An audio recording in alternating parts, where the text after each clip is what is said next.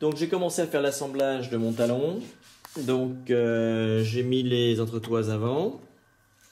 J'ai collé les renforts en carbone à l'époxy. J'ai collé le support moteur. Bon, moi je ne donne pas dans l'impression 3D, donc je me sers des pièces d'origine et je pense que d'un point de vue solidité, poids, le bois est quand même tout à fait performant. J'ai assemblé la nacelle centrale. Alors c'est comme le mini talon, ils ont fait une nacelle mais il n'y a pas de fond. Donc j'ai fait un fond en polystyrène assez épais et ça me permettra de visser mes éléments, mon autopilote PitLab dedans. J'ai déjà fait sur le talon avec un truc un peu moins épais, c'était du Depron en 6 mm. Mais ça fonctionne bien, c'est léger. Alors la notice c'est vraiment pas explicite, donc il faut essayer de comprendre où vont les pièces. Bon là j'ai trouvé, ça c'est l'étrier de la roue avant, ça s'en fiche là-dedans et ça se visse. Donc il n'y a pas besoin de coller a priori. Ça se met comme ça. Alors j'ai des pièces, là il faut que je cherche où je la mets celle-là. Je vais bien trouver un endroit où la coller. Et donc l'idée c'est de tout préparer sur une moitié. On colle tout d'un côté. Et puis après ça, je ferai l'assemblage en collant sur l'autre moitié. J'ai collé le bas de la dérive arrière là, qui était une petite protection pour l'atterrissage. Alors évidemment le scotch c'est un scotch martyr hein, qui va être retiré, c'est juste pour être sûr que ça bouge pas pendant le collage, bien que comme c'est bien ajusté en fait quand on le rentre un petit peu à force dedans il bouge pas. Et je vais être sûr que ça bouge pas. Et pour cette partie là, comme j'ai peur que ça se mette en biais, je le collerai avec les tringles dedans et je le collerai des deux parties en même temps. Là, donc pour l'instant, je l'ai pas le coller. Alors je voulais faire un empennage. Comme cet avion est volumineux, j'ai prévu de faire un empennage amovible. Et il y a une vidéo dédiée à cette réalisation dont le lien sera à la fin. Donc en gros, il y a des morceaux d'aluminium fichés dans la carlingue qui permettent de tenir en place sans les coller les deux dérives arrière. Et le tout étant maintenu en place avec des petites vis en plastique qui sont sans doute un peu fragiles, qu'il faudrait mieux remplacer par des vis en aluminium qui sont dans des inserts eux aussi en plastique. Donc une option tout aluminium serait sans doute préférable. Les plaques sur les... Bon ça y est, le corps a été collé, l'empennage est en place, empennage amovible, il y a une vidéo spécifique là-dessus. Le corps est fermé, voilà. Pour le temps de séchage, j'avais mis les poutres en place pour être sûr que tout était bien aligné, pour pas découvrir après le séchage que j'ai un problème de parallaxe. Voilà. Donc maintenant je vais pouvoir réenlever les clés d'aile. Et puis je vais m'intéresser à brancher l'électronique là-dedans. Il faut aussi que je fasse le nez là parce que j'ai l'intention de faire un support pour pan tilt. Ou tout du moins pour un support pour mettre une gimbal. Mais pour l'instant il faut que je bouche le trou, donc je vais mettre le bouchon normal. Bon. On va faire un tour maintenant qu'il est terminé de ce que j'ai mis comme électronique. On va regarder tout ça de l'avant à l'arrière. Donc c'est quand même un gros bestiau qui fait 1,71 m d'envergure. Et la corde des ailes fait 32 cm, donc c'est pas rien. Il est assez impressionnant. Et puis le volume intérieur est énorme. Alors c'est une première configuration, ça va pas être la configuration définitive. Parce que pour l'instant j'ai mis... Alors le dôme qui a été vendu ne rentre pas dans le nez.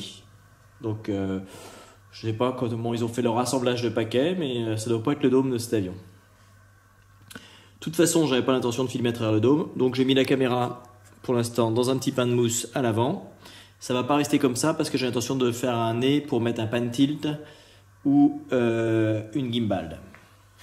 Ensuite, en allant vers l'arrière, il y a une antenne dipôle. J'ai fait plusieurs essais de vol avec ce type d'antenne. J'en suis pas super content. Donc il y a des chances que je vole plutôt avec des antennes Omni de chez Bluebeam. J'ai prévu d'équiper cet engin de deux batteries. Ah, il y en a une qui se sauve. De deux batteries Titan 7000 mAh qui vont se loger à l'avant pour faire le centre de gravité. Ça c'est pour la batterie moteur. Et j'ajouterai une batterie sur la durée du vol 1500 ou 1000 mAh pour l'électronique. Je verrai ça en fonction de la vitesse de consommation. Voilà, de toute façon j'ai vu des gars voler avec des 20 000 là-dedans, donc j'ai largement la place. Ensuite, j'ai un autopilote PitLab. C'est exactement celui qui était dans le mini talon, donc c'est facile, il n'y avait rien à faire pour le paramétrage. Ça c'est le petit boîtier qui permet de faire la programmation du PitLab au décollage. Nous avons enfin à l'arrière le GPS qui sert le PitLab. Comme ça il est inséré dans l'aération du moteur. Ça ne gênera pas le flux d'air de toute façon et ça évite de faire de la traînée en plus. Si on va sur l'arrière, on a ici un récepteur DragonLink, voilà, qui sort en ppm et il y a un fil pour le ppm et un fil pour le RSSI. Ensuite, nous avons ici l'antenne du DragonLink qui dépasse au-dessus et qui est en bas sur le talon. Donc comme ça, il sera bien dégagé et donc il est orienté plutôt vers le bas, donc pour maximaliser la réception. Et à l'arrière, le moteur qui est un Sunny Sky 2814 en 1000 kV. Que j'ai dû racheter neuf parce que celui que je comptais mettre dessus, j'ai découvert que l'axe était voilé. 1000 kV. Donc le Sony 2814 qui est à l'arrière là sera servi par une hélice de 11 par 6. On voit bien que cette hélice de toute façon est quand même plus courte que le talon. Voilà. On voit bien que le talon dépasse en dessous. Donc on n'a pas de risque de voir cette hélice est abîmée. Voilà. Ça fait une jolie bête.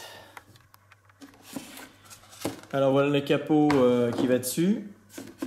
J'ai fait un renfort sur le dessus parce que il y a un point de fragilité qui est identifié sur tous ces talons.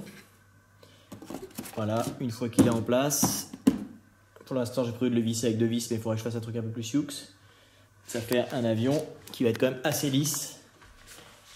Il a tout le FPV à l'intérieur, il n'y a rien qui dépasse. À part évidemment cette antenne et l'antenne DragonLink. Alors voilà l'autre côté de l'avion, là je l'ai mis sur le dos. Rien de particulier, si ce n'est que j'ai marqué le centre de gravité, 75 mm du bord d'attaque. Voilà, des deux côtés. J'ai mis un scotch de renfort sur le passage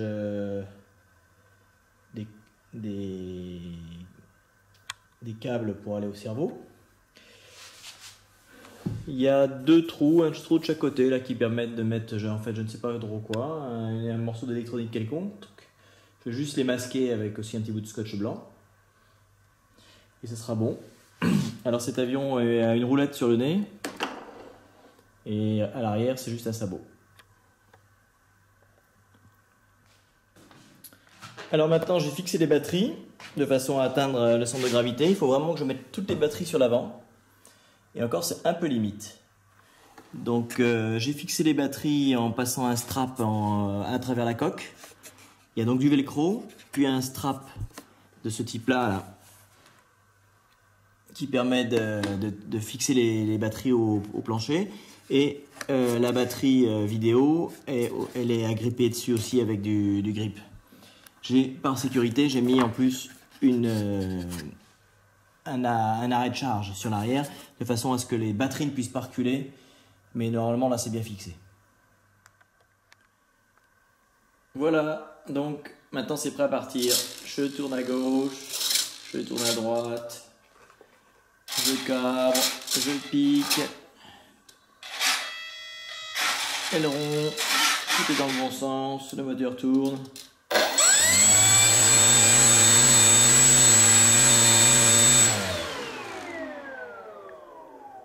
Il n'y a plus qu'à attendre un créneau pour le Made and Fly.